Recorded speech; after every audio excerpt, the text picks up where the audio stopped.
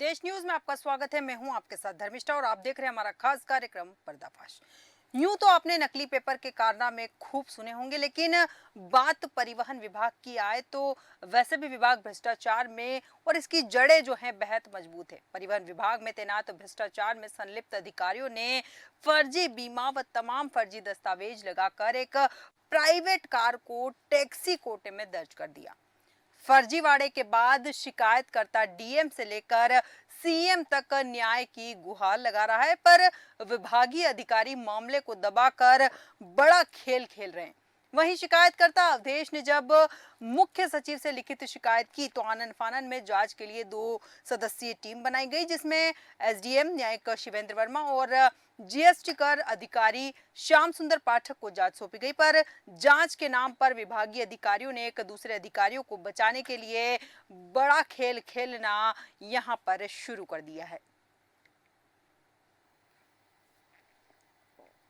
Private car में फर्जीवाड़ा करके एआरटीओ और संबंधित विभागीय अधिकारी जो पटल में तैनात थे, उन लोगों ने तमाम तरह से फर्जीवाड़े किए और प्राइवेट गाड़ी को कॉमर्शियल में कन्वर्ट कर दिया। उसके बाद तमाम दस्तावेज उसमें फर्जी पाए गए। हमारे साथ शिकायतकर्ता मौजूद है, जिसने मुख्यमंत्री से लेकर प्रमुख सचिव तक शिकायत की। अब शिकायत की जो आंच है वो एआरटीओ कार्यालय तक पहुंची है, जिसमें तमाम जो विभागीय अधिकारी रिटायरमेंट हो चुके एआरटीओ उन पर भी आरोप लगे हैं। तो सीधे तौर पे हम शिकायतकर्ता से बात करेंगे, क्या कुछ मामला है और उन अधिकारियों पर किस तरह की कार्रवाई की जा रही है। क्या नाम है आपका? अवधेश। अवधेश, आपके साथ फर्जीवाड़ा किया गया है, जी। क्या मामला रहा है? 30/11/2016 को मैंने एक सीडी 500 पर गाड़ी खरीदी थी, जिसको 22/5/2017 को मैंने जो है गाड़ी जो है तकनीकी कमी होने के कारण उसको वापस कर दिया था। उसके बाद मैंने 26/8/2019 को एफआईआर दर्ज कराई थी एजेंसी पे 420, 504, 506 में।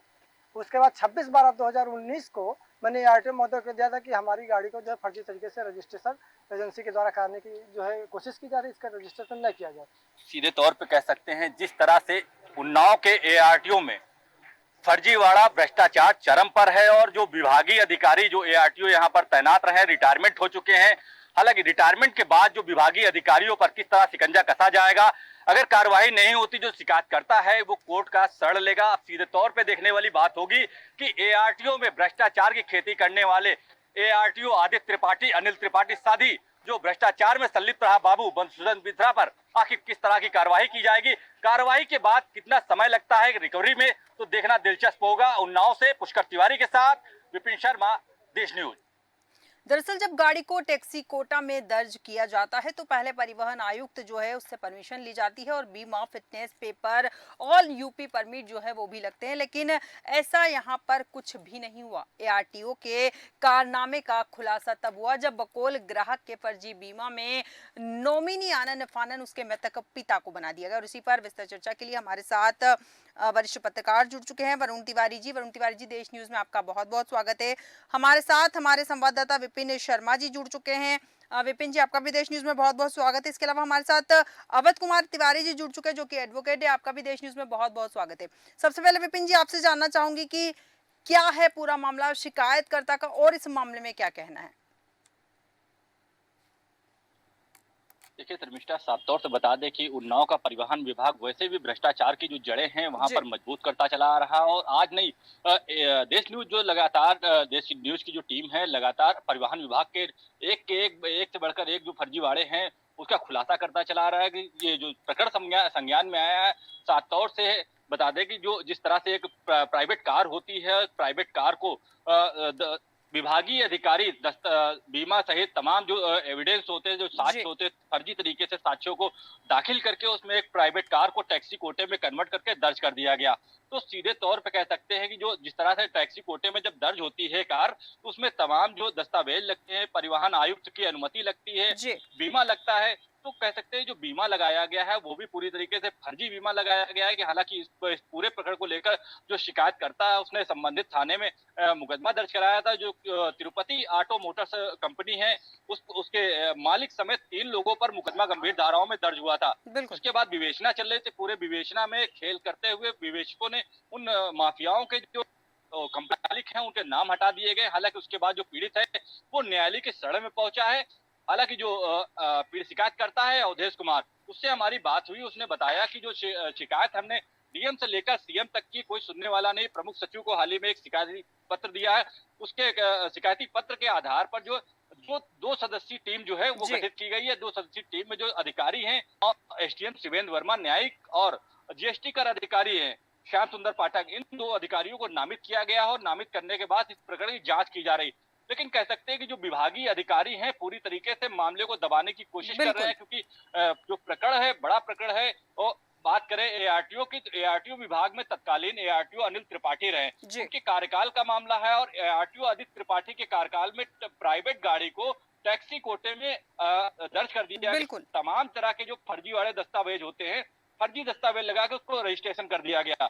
तो उसके बाद लगातार परिवहन विभाग से लेकर परिवहन मंत्री से लगातार बात करने की कोशिश की जा रही थी, लेकिन विभागीय अधिकारी पूरे मामले को पर्दा डालने के साथ साथ जी। अधिकारियों को बचाने की कोशिश कर रहे थे। हालांकि जो अनिल त्रिपाठी एआरटीओ तत्कालीन है, रिटायरमेंट हुए थे, उसके बाद जो उनकी पोस्टिंग हुई थी, उनके जो रिश्तेदार हैं आदित्य त्रिपाठी, पारिवारिक रिश्तेदार है, उनकी पोस्टिंग हुई थी। लेकिन आदित्य त्रिपाठी ने भी पूरे मामले में प्रमुख सचिव से लेकर डीएम की और डीएम से लेकर मुख्यमंत्री की जितनी भी शिकायतें हैं, उन शिकायतों को परिवहन विभाग में दबाने की कोशिश की। तो कह बिल्कुल। सकते हैं कि तमाम जो अधिकारी हैं, पटल बाबू, मधुसूदन मिश्रा से लेकर तमाम जो अधिकारी हैं इस पूरे भ्रष्टाचार में शामिल है, बिल्कुल, बिल्कुल फर्जीवाड़े में विपिन जी, शामिल है। बहुत सही बात कही आखिर आपने कि कहीं न कहीं सभी अधिकारी जो हैं मिली भगत में नज़र आ रहे हैं और कहीं न कहीं मामले को वो दबाने की कोशिश कर रहे हैं, क्योंकि इतने समय के बाद भी कोई कार्रवाई नहीं होना। जिस तरह से पीड़ित ने बताया कि सीएम से लेकर डीएम तक उसने गुहार लगाई है, बावजूद इसके उस बात की अब तक कोई सुनवाई नहीं हुई। वरुण तिवारी जी, वरिष्ठ पत्रकार हमारे साथ जुड़े। वरुण जी, जिस तरह से ये मामला सामने आया है, जिम्मेदार अधिकारी जिन पर भरोसा होता है न्याय दिलाने का, जब वो खुद अपराधियों को बचाने में लगे तो जनता किसके पास जाए?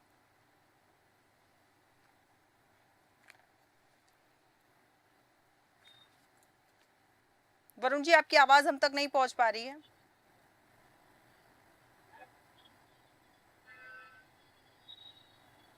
वरुण जी, आपका ऑडियो जो है म्यूट है, एक बार आप उसे ऑन करिए।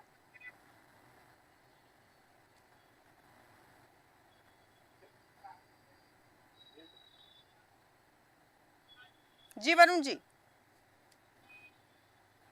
आपकी आवाज हम तक नहीं पहुंच पा रही है। हम हमारी टीम से कहेंगे वो आपसे संपर्क करने की कोशिश करें। इस वक्त हमारे साथ अवध कुमार जी भी जुड़े हुए हैं, जो कि एडवोकेट है। अवध कुमार जी, आप तक मेरी आवाज पहुंच पा रही है?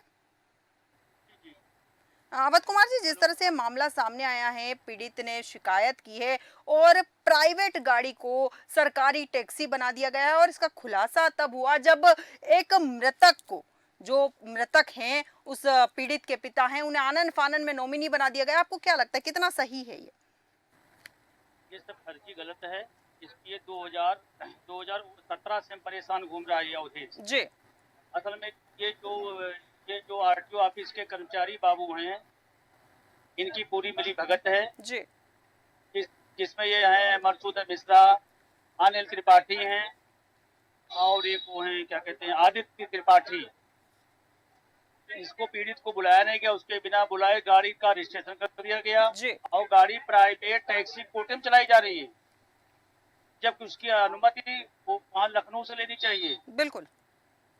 उसके बावजूद आज तक कोई कार्रवाई नहीं हो रही कर्मचारियों के खिलाफ। हम परेशान घूम रहे हैं, उच्च अधिकारियों से शिकायत कर चुके हैं, कहीं कोई सुनवाई नहीं है। अवध कुमार जी, आप एडवोकेट हैं, यहाँ पर अधिकारियों से लगातार पीड़ित ने संपर्क करने की कोशिश की, उन्हें समस्या भी बताई, बावजूद इसके वो इस मामले में कोई ध्यान नहीं दे रहे और बड़े जो अधिकारी हैं वो कहीं ना कहीं इस मामले को दबाने की कोशिश कर रहे। पीड़ित के पास और कोई रास्ता है जिससे वो अपनी आवाज सरकार तक पहुंचा सके और उसे न्याय मिल सके? वो केवल अपनी शिकायत ही कर सकता है और क्या कर सकता है। इतना विभाग भ्रष्ट है, कोई सुनने वाला नहीं है। सब मिले हुए हैं, सब मिले हुए, एजेंसी से भी मिले हुए। एजेंसी वाले इनको लाभ दे देते हैं, उनकी कहते हैं हमारी कोई सुनने वाला नहीं। जी। तो अवध कुमार जी, ये कहा जा सकता है कि इंसाफ की उम्मीद पीड़ित को छोड़ देनी चाहिए? ये एजेंसी कंपनी और एआरटीओ वालों मिलकर के पूरा खेल किया है। जी। जो टैक्स हुआ, टैक्स जब रजिस्ट्रेशन गाड़ी का हुआ तो टैक्स इसने जमा किया जी। ना, उसकी कोई रसीद बता रहे हैं कि पैसा किसने जमा किया। बिल्कुल। कोई बात नहीं बता पा रहे हैं। और हम कहाँ जाए, तो जब कोई नहीं होगा तो हम हाई कोर्ट जाएंगे। अब बिल्कुल, बिल्कुल आपने सही कहा कि तो हाई कोर्ट कहीं जाएंगे। मतलब अवध कुमार जी, एक सवाल और बनता है यहाँ पर कि सीएम योगी आदित्यनाथ जी जो है लगातार जीरो टॉलरेंस की बात करें, तो आप मानते हैं इस बात को कि उन्हीं के अधिकारी जो हैं उनकी इन बातों को पलीता लगाने की काम कर रहे हैं? नहीं, मुख्यमंत्री जी का कार्यक्रम ठीक है, लेकिन जो अधिकारी है वो तो पूरा चूना लगा रहे हैं सरकार को। जी कोई अधिकारी को जब उनके विधायक सांसद चिल्ला रहे हैं तो हम कौन हैं? जी उनके सांसद विधायकों को नहीं सुनी जा रही है, आम आदमी क्या होगा? बिल्कुल बिल्कुल सही कहा आपने कि तो जब हमारे सामने केवल कोर्ट का सहारा बचा है। बिल्कुल बिल्कुल सही कहा आपने अब कि हम आप हाई कोर्ट केवल जाएंगे। पीड़ित के सामने कोर्ट का सहारा बनाएं, क्योंकि न्यायालय में इंसाफ की उम्मीद की जा सकती है। विपिन शर्मा जी, आपके पास आऊंगी। बहुत पुराना मामला है, बावजूद इसके लगातार पीड़ित परेशान हो रहा है। न्याय के लिए कहा भी जाता है कि देर होती है, लेकिन देर से मिला हुआ न्याय भी आपको नहीं लगता है कि अन्याय की श्रेणी में ही आता है? बिल्कुल धर्मिष्ठा, साफ तौर से आपको बता दें कि जिस तरह से विभाग के एआरटीओ का विभाग के कर्मचारी से फर्जीवाड़ा करते हैं, फर्जीवाड़ा जब मीडिया के संज्ञान में आता है, मीडिया के सामने आता है, जनता के सामने आता है, तो जी अधिकारी जो हैं नीचे से लेकर ऊपर तक उस पूरे मामले में पर्दा डालने की कोशिश करते हैं, सभी बिल्कुल अधिकारियों को बचाने की कोशिश करते हैं। क्योंकि ये 2016 की बात है, जब 2016 में महिंद्रा तिरुपति आर्ट से एक्सयूवी कार पीड़ित ने खरीदी थी। उसके बाद से डिफेक्टिव होने के कारण कंपनी को वापस कर देते हैं। उसके जी बाद जो 26/8/2019 को एसपी के आदेश पर जाकर, मतलब कह सकते हैं कि एसपी के आदेश पर जाकर कार्रवाई होती है। कंपनी के मालिक समेत कई जो कर्मचारी हैं उन पर 420 समेत तमाम गंभीर धाराओं में मुकदमा पंजीकृत होता है। उसके बाद परिवहन कार्यालय जो है, एआरटीओ अधिकारी की बात करें, जो तत्कालीन एआरटीओ रिटायरमेंट हो चुके हैं अनिल त्रिपाठी और मधुसूदन मिश्रा पटल बाबू, ये वहां पर तैनाती के दौरान इन लोगों को पीड़ित शिकायतकर्ता जो है अपनी बात बताते हैं, लिखित में शिकायत देते हैं कि इस जी तरह की घटना घटी है और इसका रजिस्ट्रेशन न किया जाए। लेकिन कंपनी को बचाने के लिए परिवहन कार्यालय में चाहे एआरटीओ की बात हो, चाहे पटल बाबू मधुसूदन मिश्रा की बात हो, उन लोगों ने जमकर भ्रष्टाचार किया और कंपनी के माध्यम से जी एक फर्जी बीमा रजिस्ट्रेशन में लगाया गया। उस बीमा में जांच की गई, तो जांच में पूरी तरीके से बीमा और तमाम दस्तावेज, जो फिटनेस की बात हो, चाहे परमिट की बात हो, ऑल यूपी परमिट के तमाम जो दस्तावेज लगे थे जी वो फर्जी पाए गए। तो इसको लेकर जो बीमा की बात करें, तो बीमे में सबसे तौर पे सामने सब ये तस्वीर आई है जब मृतक के जो पिताजी हैं, शिकायतकर्ता के जो पिताजी हैं, उनकी 2011 साल पहले मृत्यु हो गई। उस बीमा में उनको नामनी बना दिया गया। बिल्कुल तो मतलब कह सकते हैं कि इस तरह से भ्रष्टाचार किया गया और भ्रष्टाचार करने वाले अधिकारी नीचे से ऊपर तक पूरे उसमें शामिल रहे। क्योंकि जो अधिकारी जांचकर्ता अधिकारी हैं, मुख्य जी सचिव के आदेश पर जांच हो रही थी। उस जांच को पूरी तरीके से जो एआरटीओ आदित्य त्रिपाठी हो, अनिल त्रिपाठी हो, जो वहां के बाबू हो, पूरी तरीके से मामले में पर्दा डालने की कोशिश कर रहे थे, जांच को दबाने की कोशिश कर रहे हैं। हालांकि अधिकारियों के रिटायरमेंट होने के बाद जो है, जो वहां का मधुसूदन बाबू है, जो पटल बाबू था, वो जी कानपुर में पोस्टिंग हो गई उसकी, लेकिन कार्रवाई अभी तक नहीं होगी। क्योंकि इन सभी अधिकारियों पर एक तरफ से एफआईआर दर्ज होनी चाहिए, जी क्योंकि जो भ्रष्टाचार है, फर्जीवाड़ा किया है इन लोगों, अगर कोई आम आदमी फर्जीवाड़ा करता है तो विभागीय अधिकारी उन पर एफआईआर दर्ज कराते बिल्कुल हैं, कार्रवाई की मांग करते हैं, तो तत्काल कार्रवाई होती है। लेकिन जब कोई अधिकारी इस तरह से फर्जीवाड़ा करता है तो उस पर बचाने की पूरी कोशिश की जाती है, चाहे जिले की अधिकारी से बात करें या ट्रांसपोर्ट कमिश्नर की बात करें या फिर उच्च अधिकारियों से बात करें। क्योंकि मुख्य सचिव के आदेश पर जिस तरह से जांच हुई, तो कहीं ना कहीं निष्पक्ष जांच होनी चाहिए। लेकिन विभागीय अधिकारी जिले से लेकर राजधानी में बैठे अफसर जो है पूरी तरीके से पर्दा डालने की कोशिश कर रहे हैं। बिल्कुल बिल्कुल पर्दा डालने की कोशिश कर रहे हैं और मामले को कहीं ना कहीं दबाने की कोशिश भी करते हुए नजर आ रहे हैं। वरुण तिवारी जी, आप तक मेरी आवाज पहुंच पा रही है?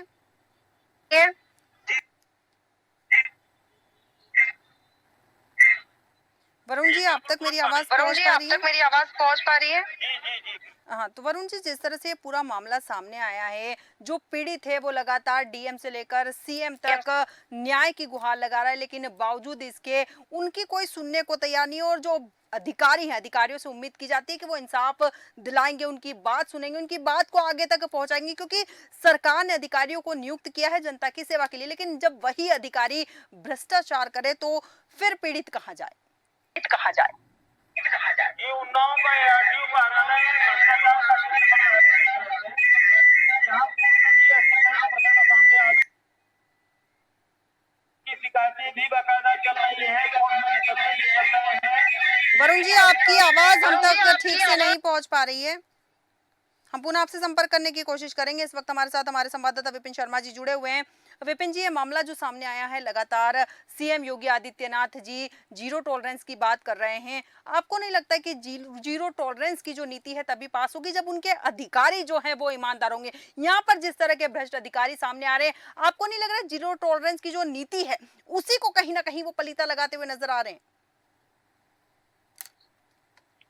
देखिए धर्मिष्ठा, साफ तौर से बता दें कि जिस तरह से सूबे के मुख्यमंत्री योगी आदित्यनाथ लगातार सभी अधिकारियों को दिशा निर्देश दे रहे हैं और जीरो टॉलरेंस की बात कर रहे हैं, लेकिन जो जिले के अधिकारी हैं वो सुधरने का नाम नहीं ले रहे हैं। लगातार एक के बाद एक फर्जीवाड़ा कर रहे हैं। अगर बात करें तो एआरटीओ आदित्य त्रिपाठी की, तो जिस तरह से अनिल त्रिपाठी के कार्यकाल की घटना बताई गई है, उस मामले में उनका रिटायरमेंट हो चुका था। जो बाबू है उसको कानपुर में पोस्टिंग मिल गई, जी। लेकिन कह सकते हैं जब आदित्य त्रिपाठी यहाँ पर मौजूद थे तो उनको जांच करनी चाहिए और जांच आख्या जो है वो सबमिट करनी चाहिए, लेकिन पूरी तरीके से पारिवारिक मामला होने के चलते, चाचा भतीजे होने की वजह से उस मामले को दबाने की कोशिश की गई। जो शिकायत करता है अवधेश, वो लगातार डीएम से लेकर सरकार तक न्याय की गुहार लगा रहा था। उसके 8 साल से लगातार चक्कर लगा रहा अधिकारियों के, उसके पैरों में छाले तक निकाला है, लेकिन विभागीय अधिकारी पूरी तरीके से भ्रष्टाचार और फर्जीवाड़े को अंजाम दे रहे थे। हालांकि जिस तरह से अब बात करें तो नई जो एआरटीओ प्रशासन की तैनाती हुई श्वेता वर्मा, तो देखने की बात होगी जिस तरह से जांच आख्या इनके पास पहुंचती है, अब इनके पास से किस तरह की जांच आख्या सबमिट की जाएगी। क्योंकि जब जो बाबू आदित्य त्रिपाठी है उनके रिटायरमेंट के बाद जो वहां पर अरविंद एआरटीओ प्रवर्तन है, क्योंकि उनकी भी तैनाती हुई प्रशासन के तौर पर, लेकिन उन्होंने भी जांच में पूरी तरीके से पर्दा डालने की कोशिश की गई। तो कह सकते हैं कि मतलब 2016 से लेकर अब तक जितने भी अधिकारी आए हैं वहां पर उस सीट पर बैठे हैं, तो कहीं ना कहीं भ्रष्टाचार की खेती करते रहे और पूरे मामले में फर्जीवाड़ा करते रहे। आखिर इन पर एफआईआर अभी तक नहीं दर्ज हुई, क्योंकि बड़े अफसरों के हाथ हैं। एक जानकारी और मिल पा रही है, जिस तरह से जो जानकारी मिल पा रही है, जो पटल बाबू मधुसूदन मिश्रा है उसका जो एक कोई रिश्तेदार है ट्रांसपोर्ट कमिश्नर के दफ्तर में, तो पूरी जांचें जो है वो दबाने की कोशिश करता था। क्योंकि लगातार प्रमुख सचिव से लेकर मुख्यमंत्री तक शिकायतें जा रही, डीएम के पास शिकायत जा रही, लेकिन पूरी तरीके से मामले को पर्दा डालने की कोशिश कर रहे थे। जो जांच अधिकारी, 2 सदस्यीय जो जांच अधिकारी टीम बनाई गई थी, उन्होंने भी जांच रिपोर्ट आख्या जो है सबमिट कर दी है, लेकिन सबमिट क्या किया है ये भी कह नहीं सकते, क्योंकि कहीं ना कहीं गोलमोल जो जवाब है वो सामने आ रहा है। जी बिल्कुल बिल्कुल, कि गोलमोल जवाब सामने आ रहे। कारण उसका साफ है कि उन्हें अच्छे से पता है कि यहाँ भ्रष्टाचार हुआ है और जवाब देकर फंसने से अच्छा है कि इतने जवाबों को घुमा दिया जाए कि कोई उन बात को समझ ना सके।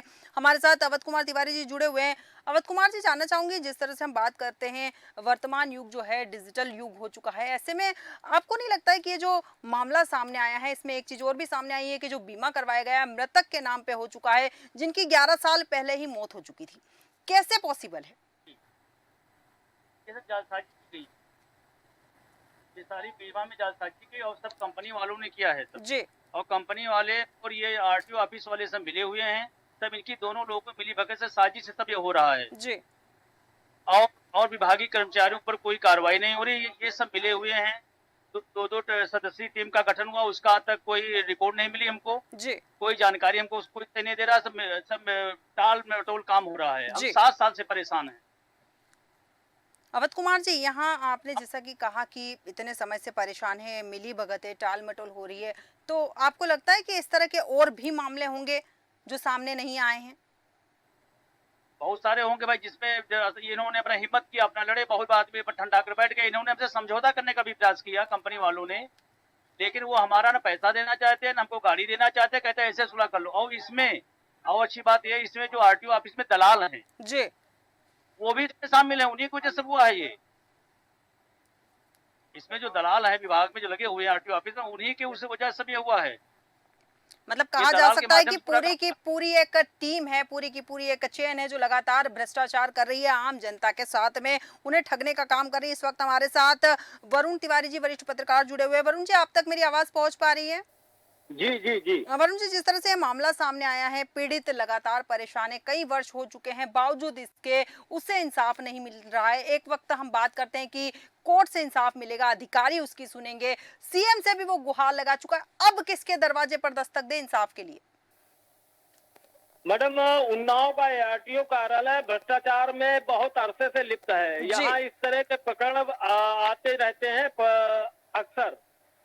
पूर्व में भी कई मामले इस तरह के आए हैं और उनपे एफआईआर भी दर्ज हुई है, एक्शन भी हुआ है, लेकिन कुछ दिन बाद फिर मामला ठंडा हो जाता है, क्योंकि यहाँ एक अवैध कमाई का बहुत बड़ा जरिया है और बेरोजगारों का एक जो है गिरोह, संगठित गिरोह है, जो कि यहाँ काम कर रहा है और जी उसी के इशारे पर अधिकारी कर्मचारी काम करते हैं, जिनकी अवैध कमाई भी इन्हीं दलालों के माध्यम से होती है।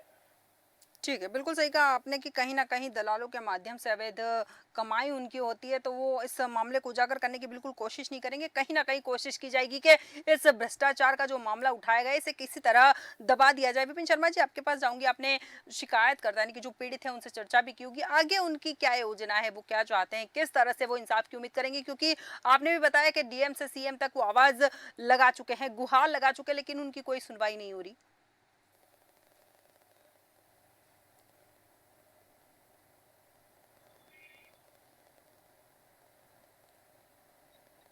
सुन पा रहे हैं विपिन जी? देखिए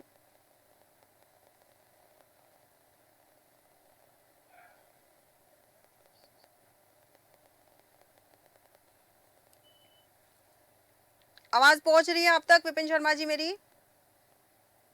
विपिन शर्मा जी, जिस तरह से ये बिल्कुल। मामला सामने आया है, शिकायतकर्ता से आपकी बात भी हुई है। आगे शिकायतकर्ता क्या करने वाला है इस पूरे मामले में? क्योंकि डीएम सुनने को तैयार नहीं है, सीएम से उन्होंने शिकायत की, लेकिन वहां पर भी कोई सुनवाई नहीं हुई। आगे क्या उम्मीद है, क्या करेंगे पीड़ित? देखिए, साफ तौर से बता दें कि जिस तरह से पीड़ित शिकायतकर्ता जो है डीएम से लेकर अधिकारी और अधिकारी से लेकर मुख्यमंत्री तक शिकायत की है। अब देखने की बात होगी जिस तरह से जो भ्रष्टाचार हैं, फर्जीवाड़े हैं, वो सामने आ चुके हैं। तमाम के आला अफसर हैं, बड़े अफसर हैं, वो एआरटीओ आदित्य त्रिपाठी, अनिल त्रिपाठी, मधुसूदन मिश्रा जी सहित उनके जो विभागीय अधिकारी तैनात रहे, उनको पूरी तरीके से बचाने की कोशिश की जा रही है, क्योंकि जो प्रकरण है बेहद बड़ा प्रकरण है, क्योंकि 8 साल से जो पीड़ित है वो लगातार दौड़ रहा था, क्योंकि जो अधिकारी हैं, जांच अधिकारी हैं, वो पूरी तरीके से मामले को दबाने की कोशिश कर रहे हैं, क्योंकि अगर जांच होती है तो जाहिर सी बात है नीचे से ऊपर तक जितने भी अफसर इस बिल्कुल भ्रष्टाचार में शामिल हैं उनकी परतें खुलेंगी, उन पर कार्रवाई होगी, क्योंकि मुख्यमंत्री लगातार जो है जीरो टॉलरेंस की बात कर रहे हैं। उनकी जो नजरें हैं वो परिवहन विभाग पर भी है, क्योंकि हाल ही में जो तैनाती के दौरान जो जिस तरह से अरविंद एआरटीओ प्रवर्तन जो है प्रशासनिक चार्ज संभाल रहे थे, उन्होंने भी चार्ज संभालने के दौरान जिस तरह से फाइलों को दबाने की कोशिश की, जांच आख्या में जिस तरह से प्रपत्र मांगे गए हैं, जिस तरह से दस्तावेज मांगे गए हैं, तो सीधे तौर पर कह सकते हैं कि पूरा जो मकरजाल है वो बेहद बड़ा मकरजाल है।